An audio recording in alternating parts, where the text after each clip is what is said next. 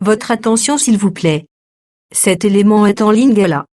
Contactez-nous pour savoir s'il est aussi disponible en la langue de votre préférence. Veuillez aussi noter qu'il est en audio uniquement, dépourvu de ce fait d'image originaire. christequality.com. Les cieux sont à la portée de votre main, juste par un simple clic de la souris. Évangileéternel.com, le site de l'Évangile éternel. À présent, nous vous convions à suivre la rubrique Libre débat biblique et religieux. À présent, la rubrique Pasteur et thème vous invite à suivre Le bien-aimé de Jésus-Christ et des saints. Le docteur Labrito Mbala, ministre de l'Évangile éternel. Très bonne détente. Amen. D'accord. Nzamba pambola biso na kombo na Yesu. Totanga Apocalypse chapitre 6.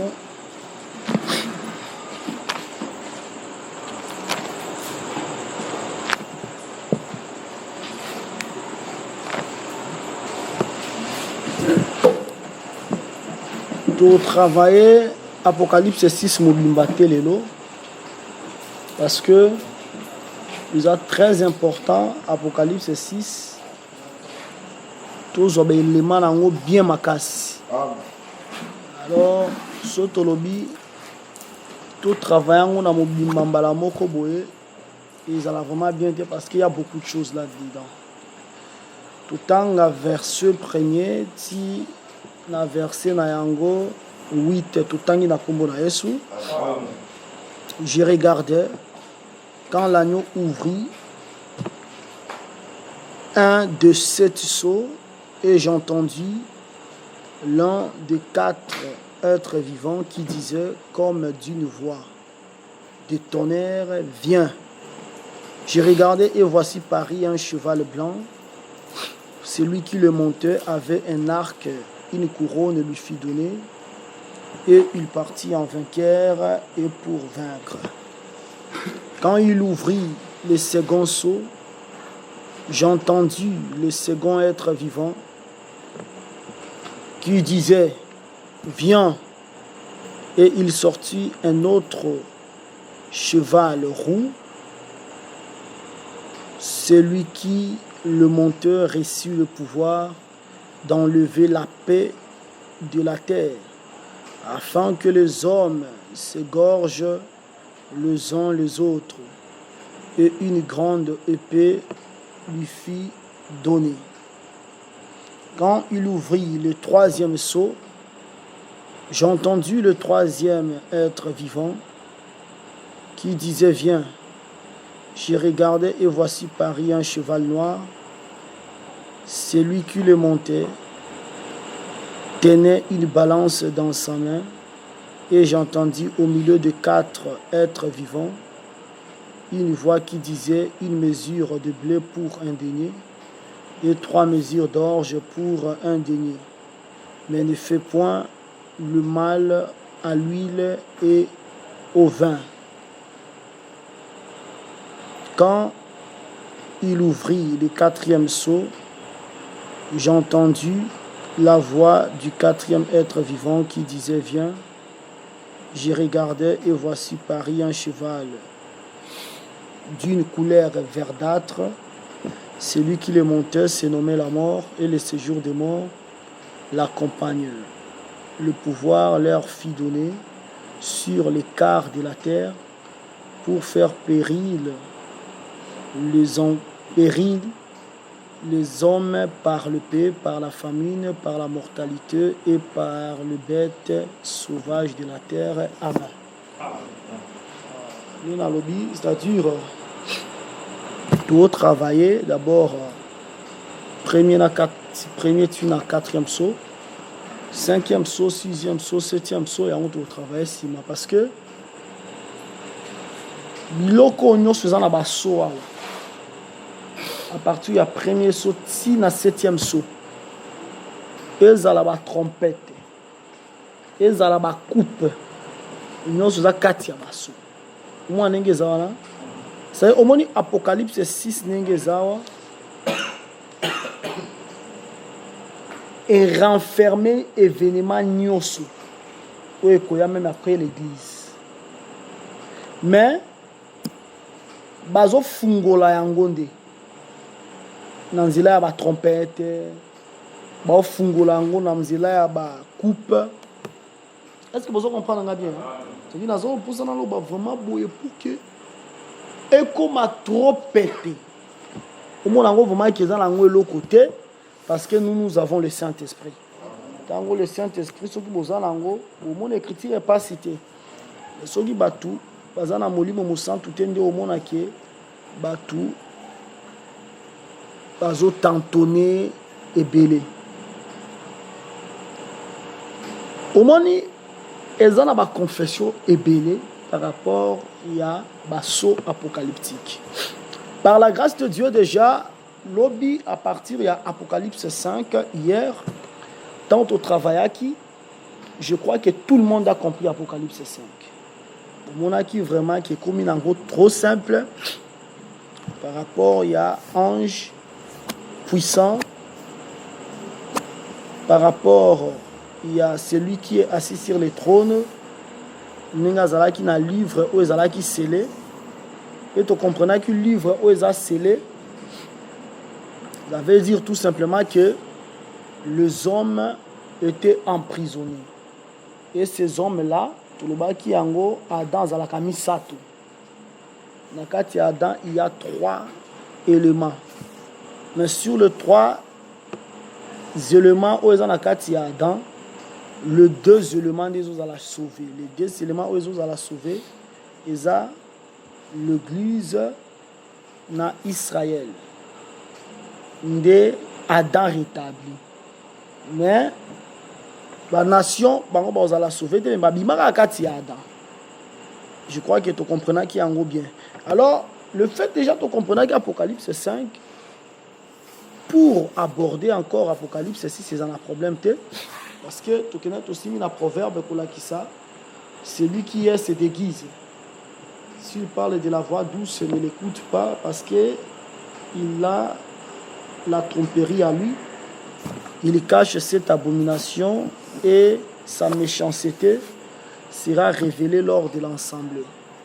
Tu comprends qui en gros comment la perfection est diable, la puissance est diable, la souka bien en gros et pas à bakachere prise définition à diable o ya longa ki nango mutu nyoso o ngane Joseph o ngane Mosakoli Élisée alonga yi batu nyoso na ce qu'on appelle la mort. C'est que yango ni qui comme prise définition na ko échapper na kindumba ko échapper na lokuta mais kufa il faut akufa. C'est-à-dire wana ezala qui comme la perfection de sa force ou de sa puissance. Maintenant, ma confession est aux ala. Oyoka matumsu balobi que moni ba sonengezana. Des premiers sauts. Tina 7e saut, nous se confungama après l'enlèvement de l'église. On est à ma confession. Faut tout le bakabongo parce que oyeba ko positionner makambo nzambe malamu. Ba mususu balobi que mon nengezawana ba saut etikala ko fungama na nte. Or, déjà dans ton travail Apocalypse 5, tu comprends que baso est fungwama. Ce qui mutu alobi que baso est fungwama na nute, c'est que mutuana à mettre en cause l'œuvre de la croix. Tina l'œuvre de la croix est athée. Parce que nous avons compris que l'livre tango est scellé, c'est la mort qui emprisonnait tout le monde. Mais la mort qui emprisonnait tout le monde, cette mort-là, Jésus-Christ l'a vaincu. L'a vaincu, comme la Bible a déclaré que la mort a été engloutie par la vie. C'est que la mort a été engloutie par la vie. Voilà pourquoi Jésus-Christ il est venu comme un libérateur des captifs. Les captifs là, ce qu'on a des rois 4, et ça nous et Israël, Oyo Tokangamaki. Je crois que Tomega Kolobelango, lobby par la grâce de Dieu. C'est que nous disons ceci. Basso nous se fondons dans l'œuvre de la croix. Vous avez parce que ce que livre la mort qui règne. Mais Christ a tout vaincu à la croix de Golgotha. Comme il a vaincu à la croix de Golgotha, automatiquement, les sceaux étaient ouverts.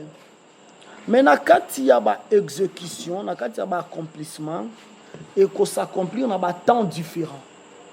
Tout ça, dans l'église, il y a quelques sceaux pour s'accomplir. Quelques sceaux en gros, na kembala moko droit au bit, et ça le premier saut, tu as le quatrième saut. Cinquième saut, accomplissement en gros, et ça là après départ l'église. Tout ça, madame. Cinquième saut, accomplissement en gros, et ça là départ il y a l'église. Mais dans le quatrième saut, l'église est au Kende, mais quatrième saut qu'on continue à les sous moi. Vous avez un malade moi. L'église est au Kende, mais quatrième saut et qu'on continue sous moi. Cinquième saut qu'on a, sixième saut, septième saut. Quand on a dit cinquième saut, sixième saut, septième saut, et après quatrième saut. Et là, on a cinquième saut, après cinquième saut, sixième saut, après sixième saut, septième saut. Septième saut, il y a quand même avant sixième saut. Vous comprenez? Septième saut, il y a avant sixième saut. Tu comprends par la grâce de Dieu au fur et à mesure. Dans le verset premier, je regardais l'agneau ouvrir un de sept sceaux. Et j'ai entendu l'un des quatre êtres vivants qui disait comme d'une voix de tonnerre. Je crois par la grâce de Dieu, tu comprends qui déjà va être vivant. Tout ça là, tu vas qui va être vivant va être vivant. Tu vas qui va être baza banani musala na bango ezani. Hein? Te tolobaki kaka pour la kokumba mela tobaki utilité na bango c'est la manifestation de Dieu. C'est ça ce que nous avons dit. C'est que les êtres vivants baza ba manifestation en Zambé. Ndeza le êtres vivants, les quatre êtres vivants. Maintenant quand l'agneau ouvrit un de ces sceaux et j'entendis l'un des quatre êtres vivants qui disait comme d'une voix de tonnerre. Mungongo ya être vivant wana tango agneau fungola ezala ki lokola tonnerre. Ce que basotango zo fungwama manifestation yo salema la première saut. Tout le monde a tonnerre réseau retentir. Maintenant, pourquoi tonnerre réseau retentir avant que ça va déterre, va ouvertir, va sonner. Tozui Jean 12.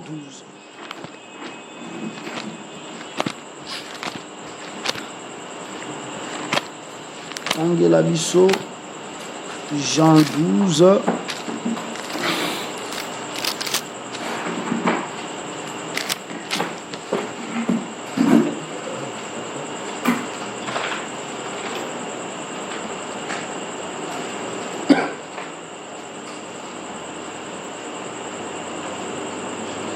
Josué, verset 27, verset 31, Jean 12. Jean chapitre 12, verset 27, 31, Totangi na kombo na Yesu. Amen. Maintenant mon âme est troublée. Et que dirais-je? Père, délivre-moi de cette heure. Mais c'est pour cela que je suis venu jusqu'à cette heure. Père, glorifie ton nom. Et une voix vint du ciel. Je l'ai glorifié. Et je les glorifierai encore. La foule qui était là et qui avait entendu disait que c'était un tonnerre. D'autres disaient, un ange lui a parlé. Jésus dit, ce n'est pas à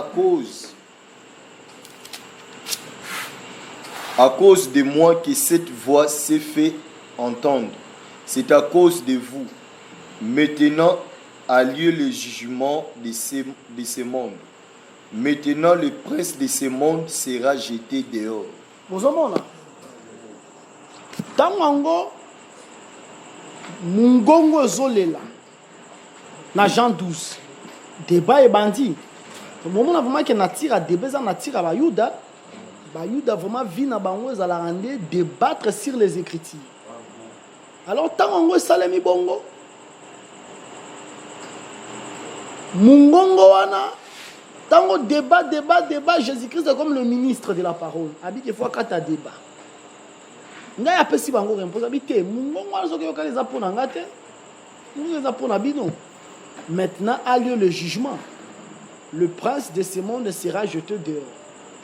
C'est que lorsque le tonnerre va retentir, il faut que le prince de ce monde a la jeter dehors. Et le prince de ce monde, c'est le diable. Parce que le monde entier est sous l'emprise de l'ennemi. De comprendre par la grâce de Dieu que tonnerre est le jugement. Je crois qu'il y a aussi un autre texte dans 1 Samuel 2e.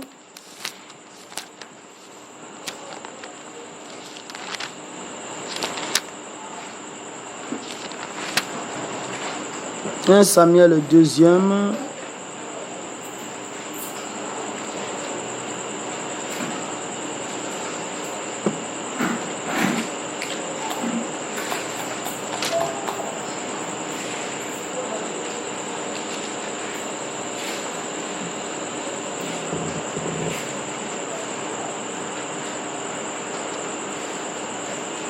Donc, il y a une place à un tonnerre et bétaki.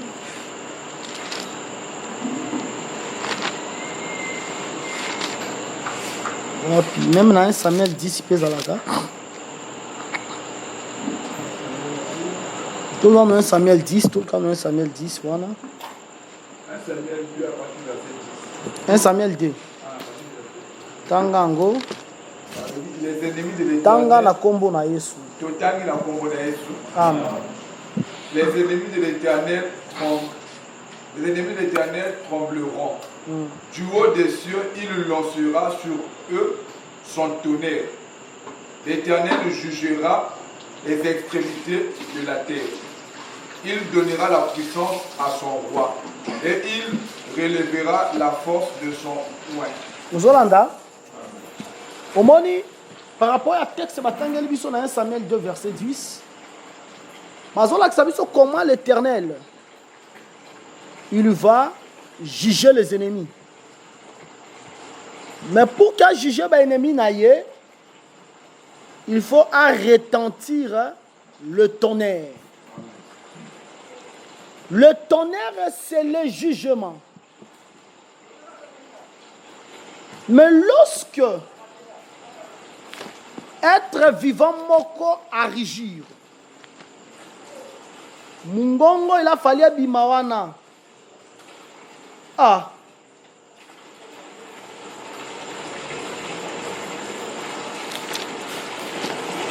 Il a fallu ezala mungongo ya tonnerre. Est-ce que vous avez un malamu? Être vivant, c'est vrai dans Apocalypse 6, va décrire. Mais être vivant, c'est un lion. Vous avez parce que dans Apocalypse 4, tant on travaille qui habite par la grâce de Dieu, tout le monde qui va être vivant dans Apocalypse 4. Tant on va citer d'une manière ordonnée, on a qui a lion. Et puis on qui a aigle. Maintenant, le lion, lorsqu'il rugit, il cause la terreur. Sikoyo, awana Apocalypse, chapitre 6. Bazomon sadem son rugissement ya lion comme un tonnerre. C'est que le jugement ezoya par les lions. Kolakisa comment Jésus-Christ à la croix, il a vaincu le diable. Il a jugé le diable. Ndomoni tango ba fungoli. Premier saut. Bayoki mungongo neti ya tonnerre.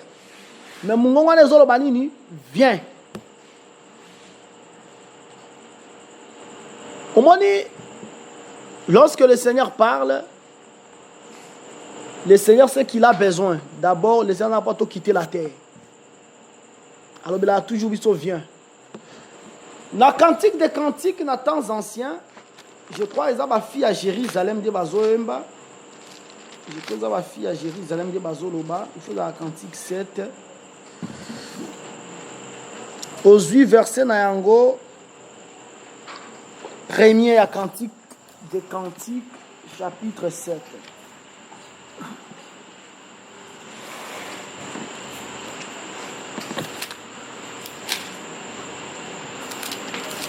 Cantique des Cantiques, chapitre 7, verset 1.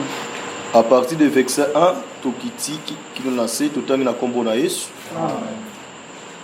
Reviens sous la mythe. Reviens enfin que nous te regardions.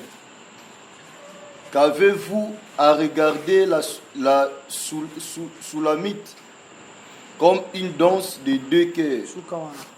C'est que, awa, tout le monde est fille à Jérusalem.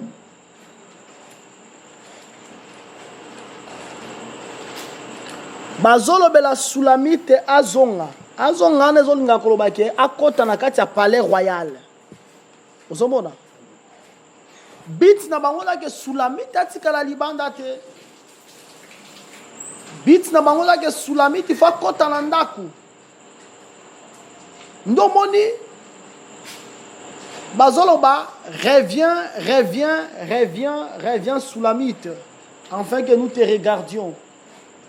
La danse à deux cœurs. On appelle ça trop de détails. Maintenant, Zuikaka, extrait, il y a que les êtres vivants, ils ont comme une manifestation en Zambé dans quatre églises. Ils ont pour que tu quittes la terre. Est-ce que vous comprenez bien?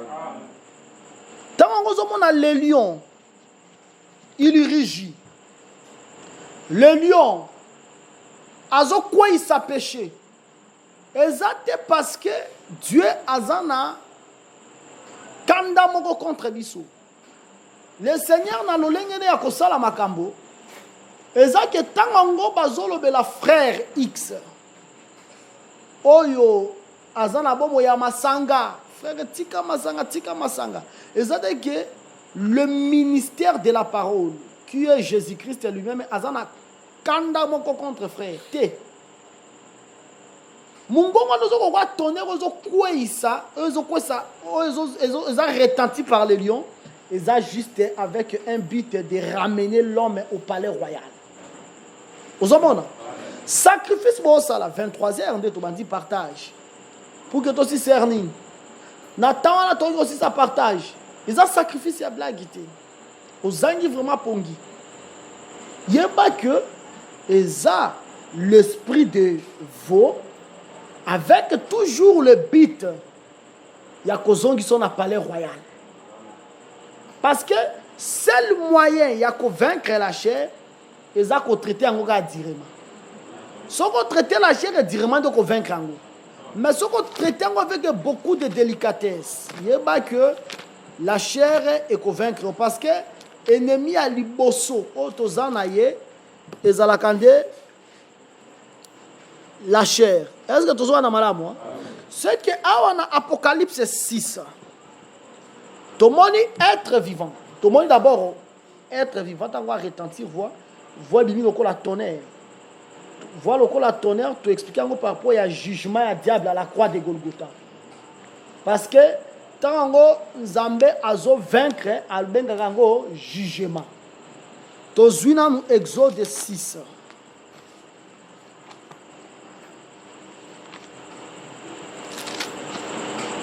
Aujourd'hui, verset 6, aujourd'hui, Exode 7, aujourd'hui, verset 14, verset 4, pardon. Proverbe 6, Exode 6, verset 6, et puis Exode 7, verset 4. Exode chapitre 6, verset 6, total na kombo na Yesu. C'est pourquoi dis aux enfants d'Israël, je suis l'Éternel, je vous affranchirai des travaux dont vous chargez les Égyptiens, je vous délivrerai de leur servitude, et je vous sauverai à bras étendus et par des grands jugements. À délivrer Israël la servitude par des grands jugements. Bah, grand jugement, on est soit dans Exode 7, verset 4. Exode chapitre 7, verset 4, total na kombo na Yesu. Amen. Pharaon ne vous écoutera point. Je mettrai ma main sur l'Égypte et je ferai sortir du pays d'Égypte mes armées, mon peuple, les enfants d'Israël, par des grands jugements. Vous voyez, bah, grand jugement. Aux yeux, exemple, par exemple, il y a 7e plaie. Soit Exode 9, verset 13 à 14. Ils ont un exemple, il y a pour l'exacter, jugement, ça veut dire frappe de l'Éternel. Exode chapitre 9, verset 13 à 14, total na kombo na Yesu. Amen. L'Éternel dit à Moïse, lève-toi de bon matin et présente-toi devant Pharaon. Tu lui diras, ainsi parle l'Éternel, le Dieu des Hébreux. Laisse aller mon peuple, afin qu'il me serve. Car cette fois, je vais envoyer toutes mes plaies contre ton cœur, contre tes serviteurs et contre ton peuple, afin que tu saches que nul n'est semblable à moi sur toute la terre. Amen. Nazuka Kayango, extrait pour la que je vais juger, ça veut dire je vais frapper.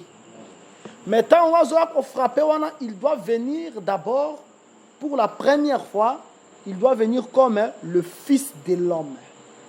Aujourd'hui, Jean chapitre 5.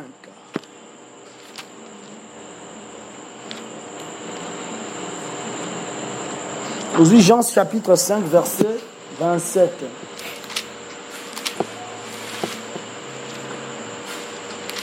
Nous allons ça par la grâce de Dieu, ma micolozo le cas. Les gens la jouent sous ça partage au bino de Wandi pour expliquer naï. Parce que comme l'année zate que tous les cas ça okola, tout ça abilo mo tole que ça tenté. To y vraiment boele le frère Baron de pour expliquer biso, ou expliquer pendant une frère Moïse, frère Herman, frère Ginola. C'est-à-dire c'est comme ça. Donc on dit non qui est bon. Joie Jean chapitre 5 verset 27. Jean chapitre 5 verset 27, total na kombo na Yesu. Amen. Et il lui a donné le pouvoir de juger parce qu'il est fils de l'homme. Vous dit pourquoi Jésus a dit qu'il est fils de l'homme. Et a qui est fils de l'homme, bah pesi ti na ya qui est fils de l'homme. A qui est fils de l'homme pour juger. Juger ça veut dire vaincre le péché par sa chair. Vous voyez, la Bible zolobake, lui qui n'a pas péché, mais il s'est fait péché. Il est devenu péché. Péché on a portant on est na corps naïe. Quand on a portant on a corps c'est parce qu'il est fils de l'homme. Qu'on vaincre le péché c'est ça juger. Ndomoni tant totanga qui na Jean 12 Mungonge yokami likolo je l'ai glorifié. Je les glorifierai encore. Si moko alobi que bamsu babi que za tonnerre, ya lobi que ezane pour la que le prince de ce monde est jeté dehors.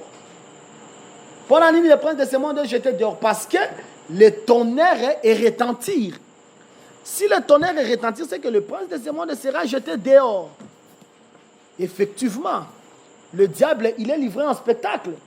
S'il est livré en spectacle par rapport au livre des Colossiens, c'est que le diable, il est jeté dehors. Il n'est plus caché. Aujourd'hui, le diable, il n'est plus caché pour nous, les enfants de Dieu. Tout le monde a une manégance. Parce que ce qu'on t'a lu, basso, n'engeza, et là que ça biso, manégance, il y a Satan. Comment ils ont changé ma facette pour séduire et plaisir. Parce que y a zolinga koufaye mon côté. Tout ça là, ndomoni. Mungongo et okali lokola tonnerre tolakisi ezande par rapport à ko juger le diable. Et tolobi que être vivant non ba vient c'est les lions. Et puis je regardais et voici Paris un cheval blanc. Si ko tango premier se fungwami. Tolanda. Et l'autre ba moni ezande cheval blanc. Cheval les a pour nanini, cheval les a la utilité tellement ébélée. Mais tozuna nous proverbe 21 verset 31 pour te comprendre cheval.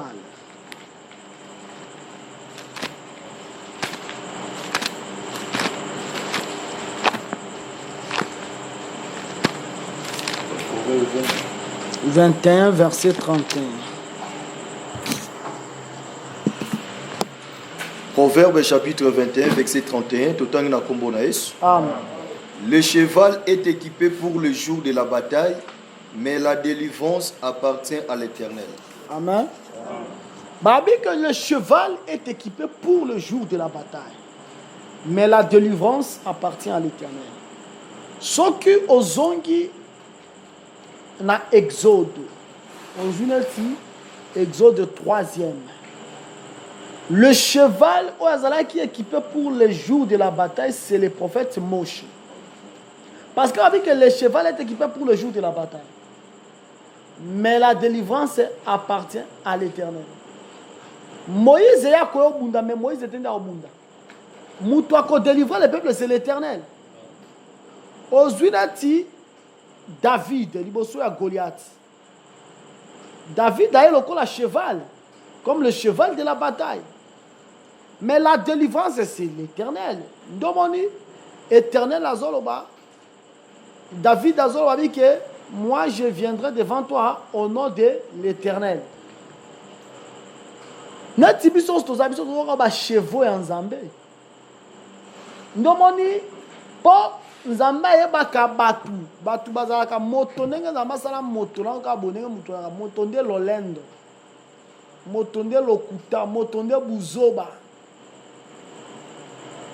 Nomoni na Luc 10, Bible loba ke soko sali musala moko boye mi lobelo zalani serviteur inutile. Pona koloba nini yo zaka cheval. Mais délivrance ezande en Zambé. Yo zana yo eloko pamba. Je crois dans la Luc 17. Luc 17, dans sa l'erreur, il y a verset. Ils ont la Luc 17, le verset 10. Vous de même, quand vous avez fait tout ce qui vous a été ordonné, dites nous sommes des serviteurs inutiles. Nous avons fait ce que nous devions faire. Nous sommes cheval. Délivrance, c'est en Zambé. Parce que l'homme ne peut pas délivrer. Nzamba zwaka tanga atikela mutu tant pour mutu a délivrer mon ingane mutu a kokate. Obi que Nzambe vraiment tellement Nzambe moko juste atikela mutu ba millénaire. Atikela mutu ba siècle des millénaires. Abi kendo délivrer. Ba Abraham ba ya ba Moïse ba nini ba koki ko délivrer ta comprendre. Sikoyo lelo so ki o délivrer mutu. Eza susuka kayote. Po batikela ka déjà mutu tant o délivrer mais mutu a kokate. Donc, vraiment, le cheval est équipé pour le jour de la bataille. Mais la délivrance, c'est pour l'Éternel. Est-ce que tout ça est malade? Cheval, tout la question, on a aspect que cheval, c'est un bagarreur. Mais cheval qui est le bagarreur, est éternel et yémoko. Par rapport à Job 39. L'Éternel yémoko, c'est encore la grande bagarreur.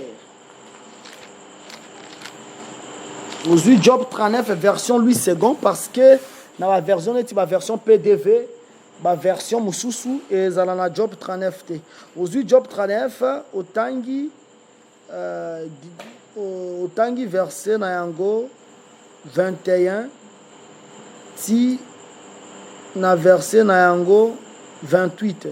Na ba version mususu kozanga mususu Job 38 ou bien Job 40, mais awa eza vraiment na 39 verset 21 ti na verset 38 na version 10 secondes. Job chapitre 39 verset 21. Totangi na kombo na Yesu. Quand elle s'élève et prend sa course, elle se rit du cheval et de son cavalier. Surtout bandaka la verset 22. Bandaka la verset 22. 22.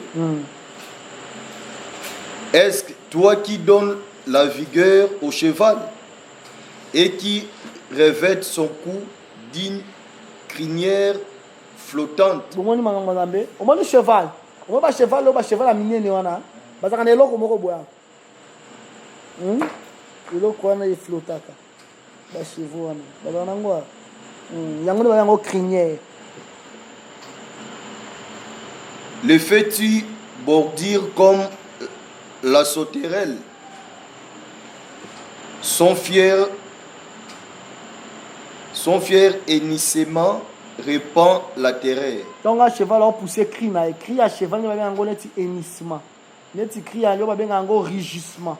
Mais là ce qu'on tango cheval a poussé cri na yo wana hennissement ne wana terreur indezo se répandre. Il creuse le sol et se réjouit de sa force. C'est-à-dire cheval o ya crezaka mabele. Tango creuser mabela o sepela na makasi na. Il se lance au devant des arbres. Il se rit de la crainte. Il n'a pas peur. Il ne recule pas en face de l'épée. Qui cherchez-vous?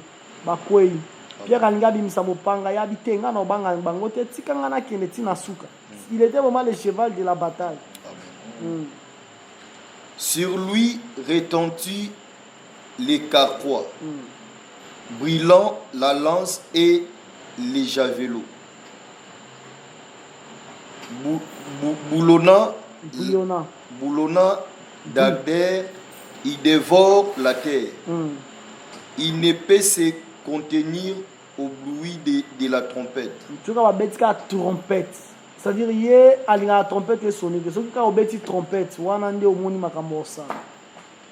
Quand la trompette sonne, il dit en avant.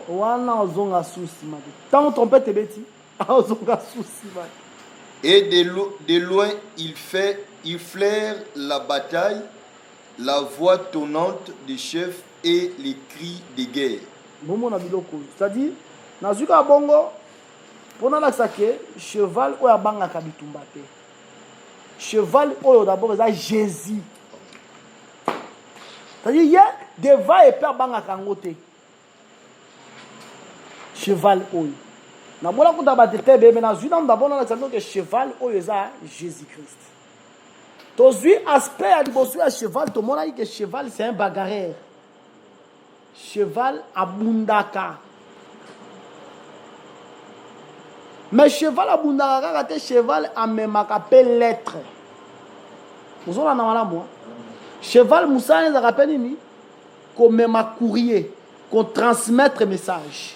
Nazo soit des aspects oyo parce que yango de tout monde na yango na katia 4 premiers sauts. Bon on en a bien hein. Tobimisi aspect à cheval comme un bagarreur. Vous on en a. Mais cheval est appelé pour apporter le message, apporter le courrier. Dans Esther chapitre 8.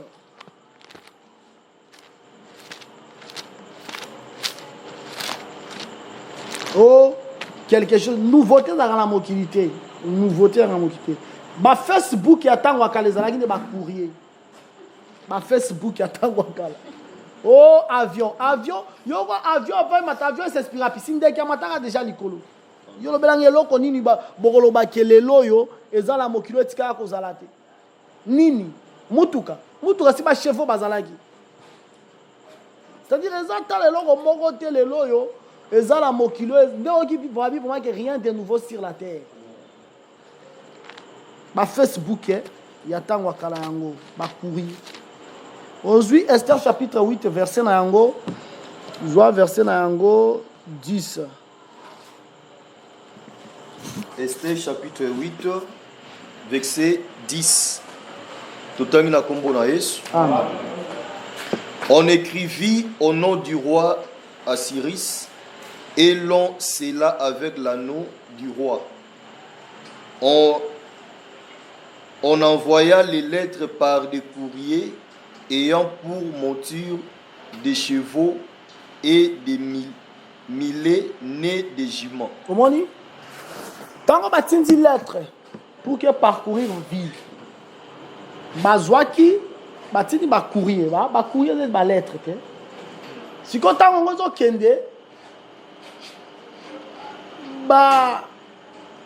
instrument où ils ont transmettre la lettre wana, ils ont qui ba chevaux na ba millet. Tout ça on a bien. Hein? C'est que cheval amène aussi le message de faire il est riche.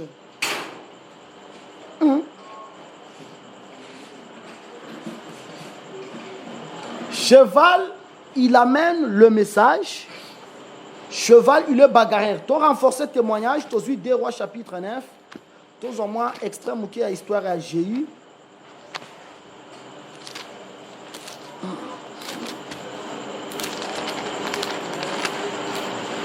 Aujourd'hui, 2 Rois chapitre 9, tant verset na yango 17, tina verset 19. 2 Rois chapitre 9, verset 17 à 19. Totangi na kombo na Yesu. La sentinelle placée sur la tour de Gixel fit venir la troupe de Jéhi et dit, je vois une troupe. Joram dit, prends un cavalier et envoie-les au devant d'eux pour demander si c'est la paix. Tala, abini ya mo la troupe te, zwa cavalier ngo ba ke mutu amatela ka cheval. Ya benga, si quoi abini yo kende otuna soki eza pona kimia. Ozomona? C'est que cheval azo servir la porte de message.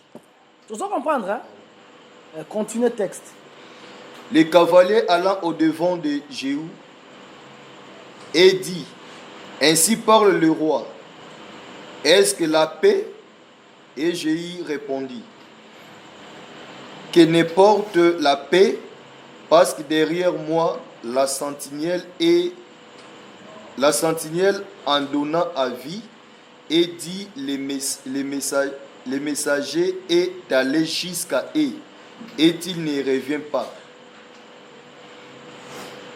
Joram envoya un second cavalier qui arrivant vers eux et dit, ainsi parle le roi, est-ce que la paix? Et Jéhu répondit, que n'importe la paix, parce que derrière moi, la sentinelle en donnant avis et dit, il est allé jusqu'à eux et il ne revient pas. Et le trait est comme celui de Jéhu, fils de Nimshi, car il conduit digne. Omoni, awa bazui cavalier. Tozolanda, cheval n'a même un message. Azo même un moutou pour que le message est pesama. Tout tangi yango pe na Esther, tu comprends que le cheval bazalaka pona ko transmettre le message. Mais tout tangi pe na Job 39. Tu comprends que cheval azalaka bagarreur. Tout tangi pe na proverbe. Balaxi que cheval est équipé pour le jour hein, de la bataille. Est-ce que tout ça on a malam? De l'eau, non, on a. Non, comprendre. Oye, au paiement, au permis de mettre, on m'a dit partage au banjo nimbre. C'est pas bien. Maintenant, cheval oyo baza qu'on présentait dans Apocalypse 6. Parce que tant qu'on bataille, on a un cheval blanc. Cheval wana eza Jésus ou bien ça, Satan. Vous en avez bien. Hein? Cheval ou eza Jésus. Eza Satan. Mais cheval et Apocalypse 19, yango eza Jésus-Christ. Tozuineti Apocalypse 19, verset 11. Natangi mbangu na kombo na Yesu. Puis je vis le ciel ouvert, et voici Paris un cheval blanc. Celui qui les montait s'appelait fidèle et véritable, et il juge et combat avec justice. Omoni, cheval oyo azana kati na justice. Ozomona, mais cheval oyo azana Apocalypse 6 na ouverture à premier saut. Cheval wana ye azana justice était. Mais cheval na biso awa ye azana justice. Oyo Apocalypse 19. Tout ça on a bien. Hein? Amen. Mais oyo Apocalypse 6 na ouverture à premier saut, frère il est riche, azana justice était. Cheval wana azaya munguna. Aza cheval ya diable. Vous en avez bien. Maintenant, ce que tu as psaume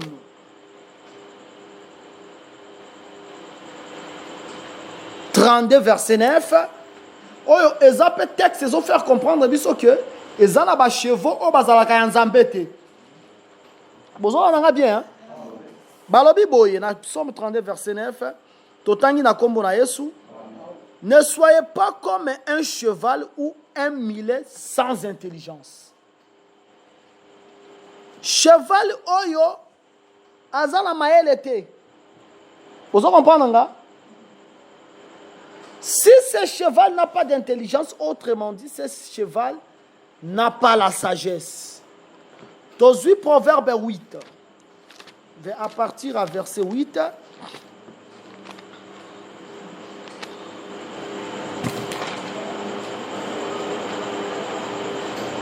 Natangi 8 si na verset 9, Natangi na kombo na Yesu. Tokitia tati, bon, totanga. Toutes les paroles de ma bouche sont justes.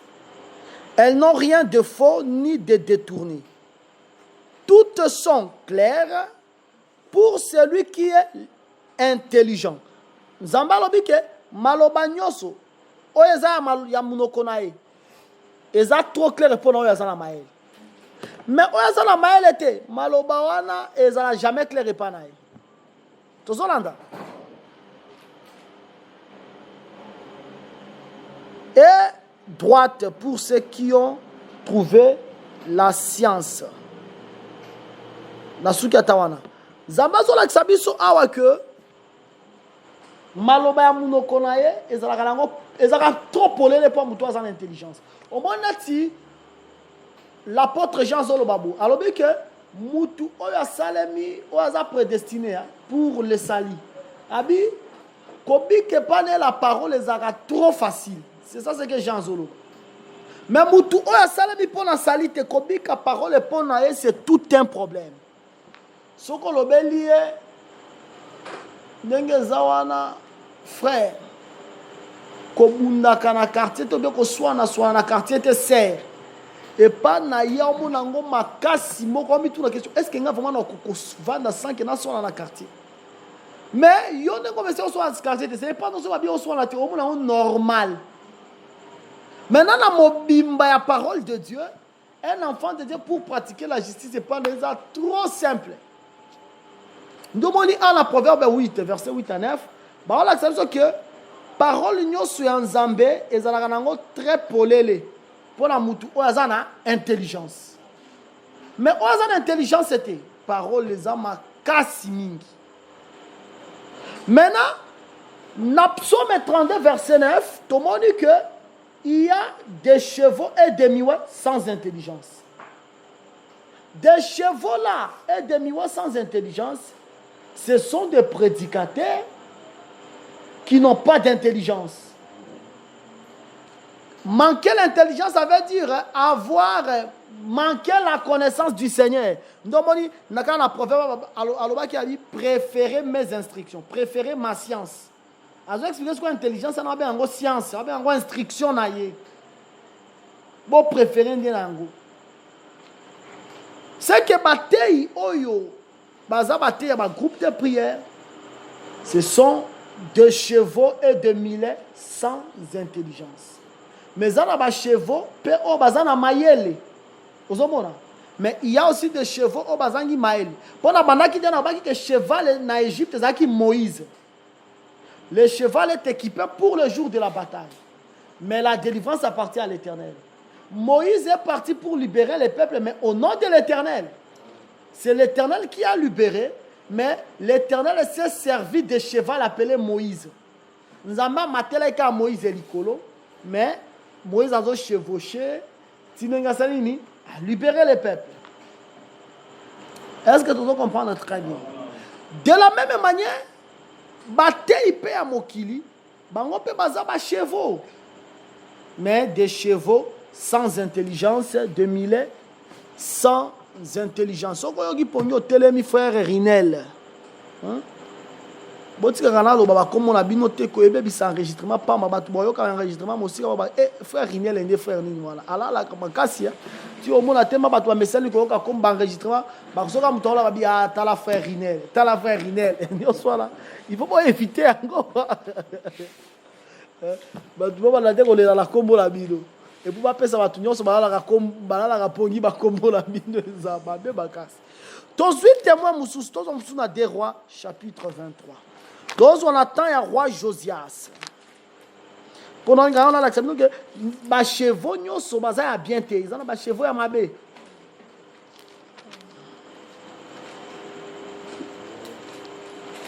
Joie 2 Rois chapitre 23.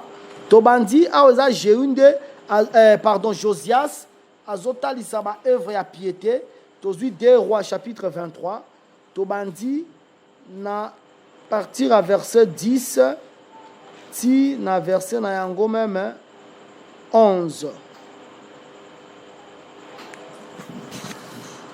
La zui osa déjà là 2 Rois chapitre 23 verset na yango. Il se leva et frappa les Philistins. Nini wana 2 Rois 10. On comprend qu'on a pongi hein 2 semaines. Hein 2 Rois.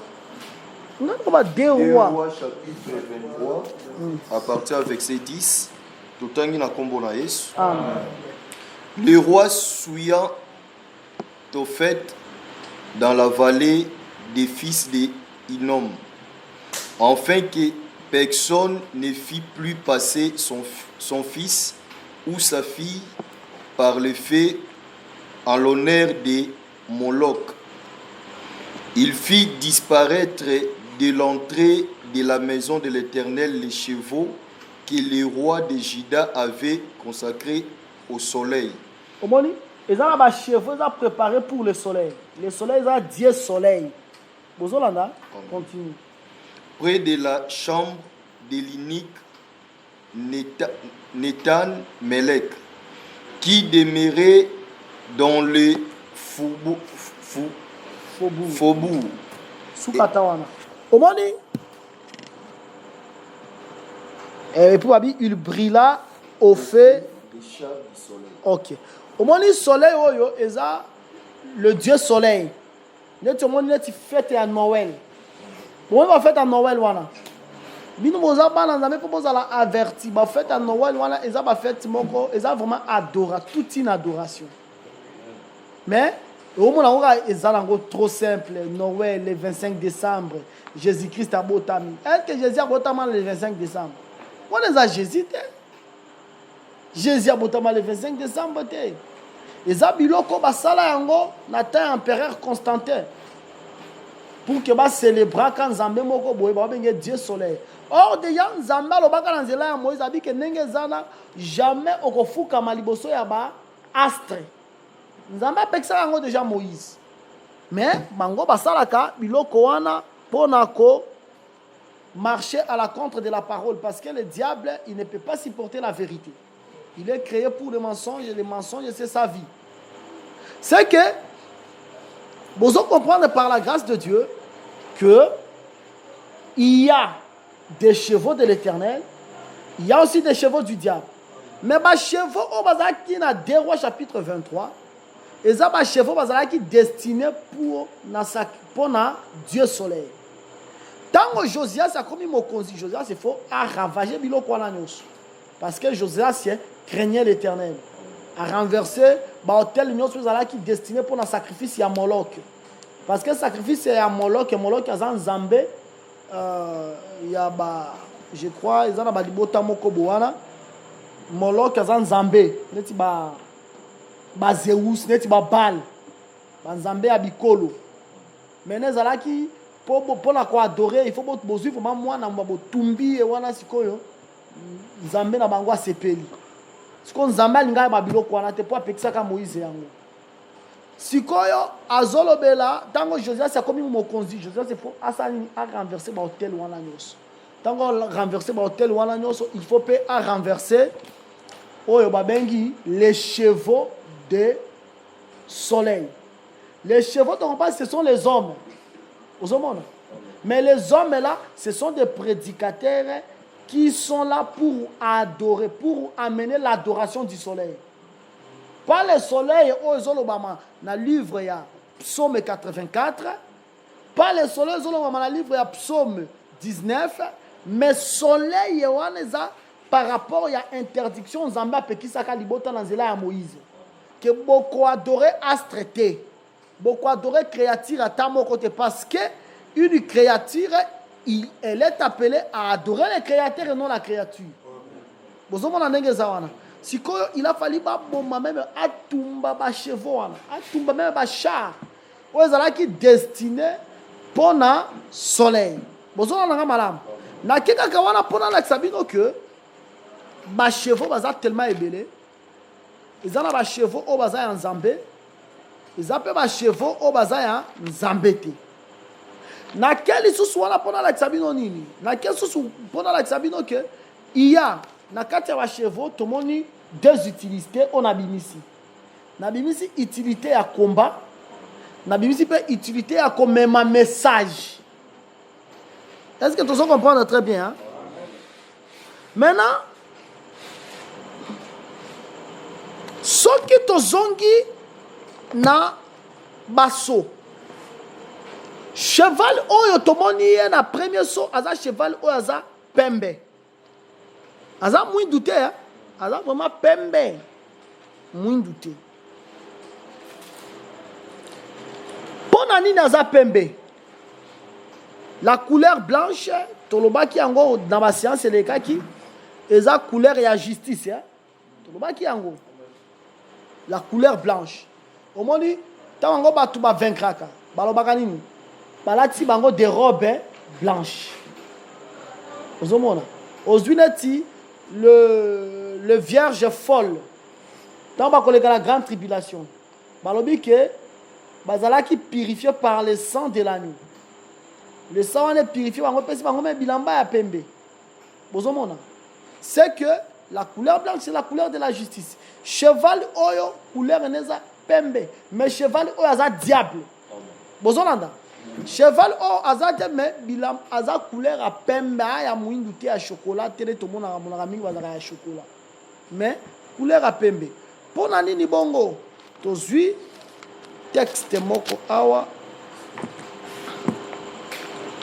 Tozui na ombre. Na ombre tozui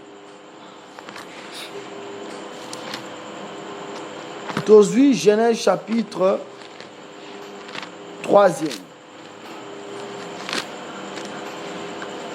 Utangeli biso verset 1er. Tina verset 3.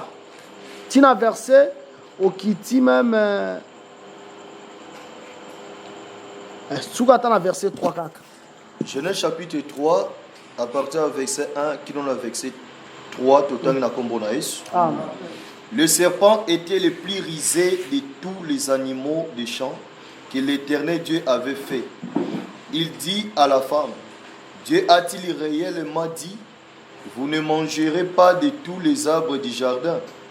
La femme répondit au serpent, nous mangeons du fruit des arbres du jardin, mais quant au fruit de l'arbre qui est au milieu du jardin, Dieu a dit, vous n'en mangerez point et vous n'y toucherez point, de peur que vous ne mouriez.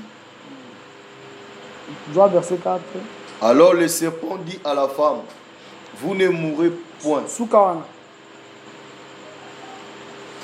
Omoni eloko esalema. Nzambe alobaki na Genèse 2. Je crois verset 17. Je vois verset 17 à Genèse 2. Genèse chapitre 2 verset 17. Tout un akombo na Yesu. Amen. Mais tu ne mangeras pas de l'arbre de la connaissance du bien et du mal, Soukawana. On continue. car le jour où tu en mangeras, tu mourras. Omoni, Nzambe alobi que si tu manges l'arbre de la connaissance du bien et du mal, tu vas mourir. Amen. Mais le serpent alobi que si vous mangez, vous ne mourrez pas. Au lieu serpent aïe la bango lo mo bobia aïe la bango bi kenenge zana Ève. Na la posa lelo, il faut betana no Adam. Serpent aïe la gade que lelo beta Adam. Na la posa qui etango Adam ko la caché Adam. Serpent aïe la que lo konate. Serpent à côté kaka derrière l'enseignement du Seigneur. Or, l'enseignement du Seigneur, c'est ça la lumière. Mais il n'y a pas côté kaka. Tant que les faits à utiliser les choses sacrées, c'est ça le cheval blanc. Vous savez, on a beaucoup compris bien. Le fait à utiliser les choses sacrées, à utiliser la parole, c'est ça le cheval blanc. Est-ce que vous comprenez? Aujourd'hui, tous les deux rois. Avant tous les deux rois, tous les nombre d'abord.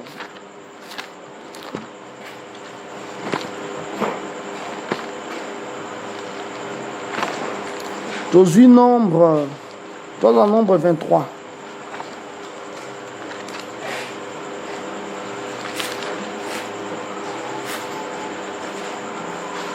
Voilà le nombre 24, aujourd'hui, verset 1er, tina verset 4, ti même dans verset 5. Nombre chapitre 24, verset 1 à 5, tout un akombo na Yesu. Amen. Balaam vit que l'Éternel trouvait bon de bénir Israël. Et il n'alla point comme les autres fois à la rencontre des enchantements, mais il tourna son visage du côté du désert. Balaam levant les yeux et vit Israël camper selon ses tribus. Alors l'Esprit de Dieu fit sur lui. Balaam prononçant son oracle et dit, parole de Balaam, fils de Béor, parole de l'homme qui a l'œil ouvert, parole de celui qui entend les paroles de Dieu. Au moment où Balaam a vraiment les paroles de Dieu, Balaam est vraiment la parole de Dieu. Continue. De celui qui voit la vision du Tout-Puissant, de celui qui se prosterne et dont les yeux s'ouvrent. Quelles sont belles tes tentes, ô Jacob, tes demeures, ô Israël. Balaam, il voyait vraiment des choses vraies. Ce qui a lobby et l'autre blague. Alors que je voyais une étoile sortir de Jacob. Lobby que ça va millénaire pour que Jésus abotam avant Balaam a prophétisé. Balaam a prophétisé. Mais il y a mon déjà naissance à Jésus. Balaam. Il n'était pas n'importe quel faux prophète. Pour au moment ma prophétie est ça. Vous avez ma prophétie que ce qu'on maîtrise enseignement to pengwa. C'est pour ça que vous avez faut fan na kati enseignement. Balaam a prophétisé vraiment Jésus qui a koya. Balaam a dit que Dieu n'est pas un homme pour mentir, ni un fils de l'homme pour se repentir. Moïse a dit malobana tient on a livre en nombre. Balaam n'était pas quelqu'un. Il y a tantonnement. Oh, tout le monde en Angola, il y a faux prophète, il y a tantonnement. Balaam, il voyait des représentations. Balaam, il voyait des choses. Mais Josué zo sungabiso, abenga Balaam devint à Josué 13 verset 22. Natangi yango babi, natangi yango na kombo na Yesu. Parmi ceux qui tuèrent les enfants d'Israël, ils avaient aussi fait périr par le peuple le devin Balaam, fils de Béor. Abengi Balaam est devin. Mais Balaam, il lui disait des choses. Maintenant, nous sommes Balaam voulait tout simplement malheur à Israël. Vous comprenez? Il voulait toujours le malheur à Israël. Je crois que tout temps qui a autant de la cire, l'église. N'est-ce pas ça? Il voulait toujours le malheur d'Israël. Il voulait toujours gagner l'argent pour que le peuple aille à la maudit. Mais il utilisait quoi? La parole. Vous comprenez? Quand on va la parole de Dieu, la parole de Dieu, c'est la parole est juste. C'est pour cela que on a un aspect à cheval blanc. Au moment où, soit fungwami, derrière ton travail qui lobby dans Apocalypse 5. Autant est bandit, voilà, c'est le temps où l'église est bandit. Maintenant, quand l'église est bandit, l'église est cause à la combattie. Et là, on a protégé l'église pour que l'église ait quoi et ça une manifestation divine. La manifestation divine, ce sont les êtres vivants. Vous comprenez? Donc, on dit l'église, quand il y a ce qu'on appelle le séjour de la vie. Oh, le livre de Job, le séjour de la lumière. L'église, nous sommes dans le séjour de la lumière parce que nous avons les êtres vivants. Nous comme les êtres vivants. Les êtres vivants. So on go banyango na linga lolo bani. Bikela mumine ya bomo. So ba na bomo ça ba kufa kate. So qui les êtres vivants bazan l'église tende l'église est content na molili. Déjà eloko za la les êtres vivants ce sont des immortels. Ozomona. Les êtres vivants dès que le long bagarre moko bo salema ki être vivant moko akoyi. Oh, être vivant, on va blessé na épaule. N'est pas épaule, alors bah dans le troisième ciel, bazo bandé na nuée plein. Et ça la cate. Être vivant, ce sont des immortels. Ce sont des manifestations de Jésus-Christ. Maintenant, les êtres vivants là sont dans l'église. Comme ils sont dans l'église, c'est que l'église sera toujours en vie. Nous avons que je suis avec vous tous les jours jusqu'à la fin des siècles. L'église ne peut pas tomber dans les ténèbres. Parce que dans l'église, il y a les êtres vivants. Les êtres vivants sécurisent l'église. Moi, l'église est quoi exactement? Moi, l'église est quoi dans la ténèbres parce que dans l'église, il y a les êtres vivants. Mais Awa, tout le monde le devint Balaam. Il y recevait la vision du Tout-Puissant. Il pouvait voir une étoile sortir de Jacob. Il pouvait prophétiser comme il voulait. Ce qui anime Balaam, c'est ça ce qu'on appelle l'esprit de premier saut. Vous comprenez? Hein? C'est que le diable utilise la parole pour séduire. Il ne séduit pas en dehors de la parole de Dieu. Il séduit seulement dans la parole de Dieu. Na pesi exemple. Akoki koya alobi ke ndenge zawana. Bien aimé, bino tala ndenge bokoti na église, bolati bali papa. Ba ma papa, ba musulu batane bobenga kango. Abi bien aimé, bino bozo ba sambeli ndenge ni. Bomo la te ke nzambe tango akutala kala Moïse alobela Moïse abi sapato. Après c'est vraiment parole. Mais problème est ani.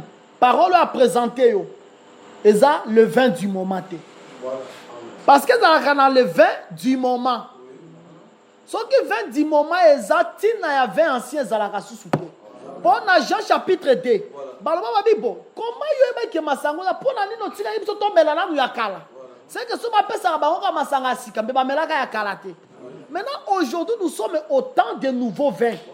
Le temps de l'ancien vin et si là qui ne coule. Maintenant, mais à Kolinga ramène, après si peut écrire, bien aimé. Yo mon até que Samson azaki na souki ebele. Samson azaki na souki quoi moi la moi si. Au moins peut pasteur vraiment bon cher bo souki ebele. Et là li vraiment lokola moi la moi si. Pour ni pour za mundele. Et puis donc on a tala ba soki au moins la question ka ya sa di campagne au moins ba la plein pour la ni mundele ote na souki ebele. Ba wa souki ebele mundele ote na souki ebele. Nde pour za mundele nde lola. Non, le problème de la vie éternelle, ce n'est pas le problème de la race. Le problème de la vie éternelle, c'est le problème de respect des Écritures. Parce que nous, autrefois, nous étions des païens. Mais l'apôtre Paul a expliqué que aujourd'hui, nous sommes des vrais juifs. Tout ça, vrais juifs, non seulement par rapport à la circoncision. Il y a un autre, mais nous sommes des vrais juifs par rapport à la circoncision du cœur, la conversion. C'est que l'esprit des premiers sauts, il travaille dans la parole, mais comme il travaille dans la parole, il falsifie les Écritures. Mais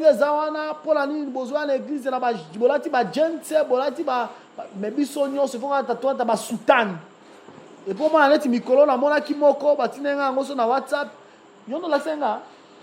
on a téléphone, ils ont WhatsApp sur le mouvement là c'est na WhatsApp. Ba mokos na kinwana. Alati siko la malette sacrificateur Aaron bien kané na maboko netala bikelekele na milolo. C'est-à-dire on est vrai sacrificateur. Pour la ni kané na maboko alati okola Aaron moi ni nyo so les anini. A même à côté vraiment quand il y a parole. Est-ce que vous comprenez nga? Neto moni biloko nyo so anima prophète Branham. C'est l'esprit à premier saut. C'est ça, l'esprit à premier saut. Le cheval blanc. Il utilise la justice. Aujourd'hui, on a promis qui avant tous les cas.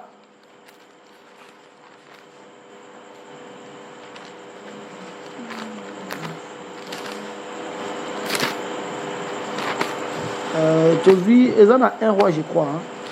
Ils en ont un roi. Soit 1 roi, chapitre 22, aujourd'hui, je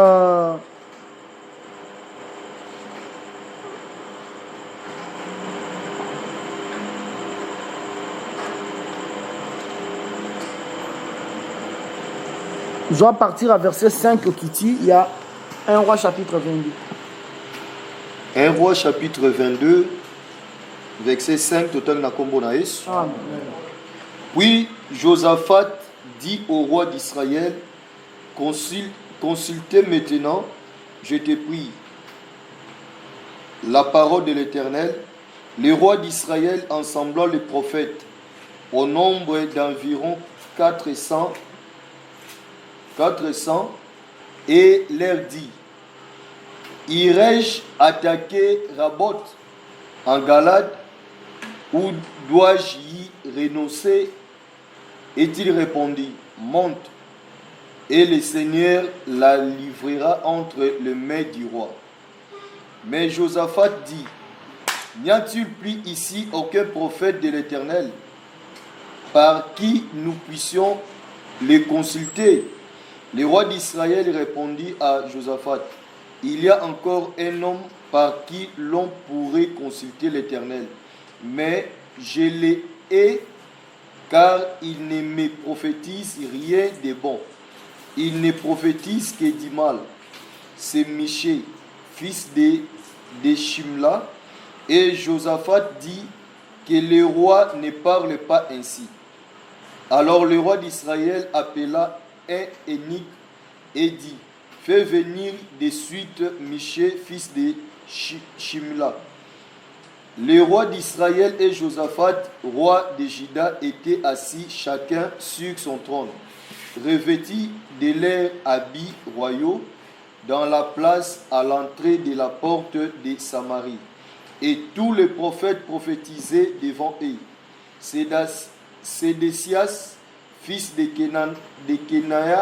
Kenana, s'était fait des cornes de fer. Et il dit, ainsi parle l'Éternel. Est-ce que ça dit vraiment ainsi parle l'Éternel? Sédécias, fils de Kenana. A dit vraiment ainsi parle l'Éternel. Continue. Avec ses cornes Avec ses cornes, tu frapperas les Syriens jusqu'à les détruire. Et tous les prophètes prophétisaient de même, en disant, monte à Ramoth, en Galade, tu auras du succès. Et l'Éternel la livrera entre les mains du roi. Les messagers... Joie, verset 19. Verset 19. Et Michée dit, écoute donc la parole de l'Éternel. Je vis l'Éternel assis sur son trône, et toute l'armée des cieux s'éteignant auprès de lui, à sa droite et à sa gauche. Et l'Éternel dit, qui séduira Akab pour qu'il monte à Ramoth en Galade et qu'il lui périsse? Ils répondirent l'un d'une manière, l'autre d'une autre. Et un esprit vint se présenter devant l'Éternel et dit, moi, je les séduirai. L'Éternel lui dit, comment? Je sortirai, répondit-il, et je serai un esprit de mensonge dans la bouche de tous ces prophètes. Omoni, à cause de là, un esprit de mensonge dans la bouche de tous ces prophètes. Mais tant que les prophètes on a prophétisé, ainsi dit l'Éternel. Vous comprenez? Ainsi dit l'Éternel. Mais l'Éternel a-t-il dit esprit à mensonge dans mon bango. Tant que ainsi dit l'Éternel.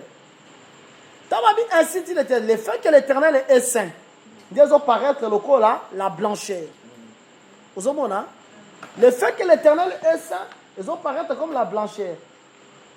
Mais c'est l'esprit des mensonges. Est-ce que vous comprenez bien?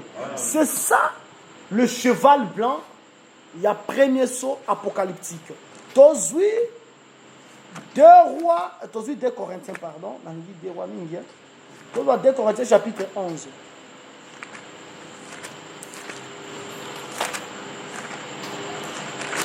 Tozui 2 Corinthiens chapitre 11. Tozui verset nayango 13 tina 14. 2 Corinthiens chapitre 11, verset 13 à 14, tout la combo na Yesu. Amen. Ces hommes-là sont des faux apôtres, des ouvriers trompeurs, déguisés en apôtres de Christ. Et cela n'est pas étonnant, puisque Satan lui-même se déguise en ange de lumière.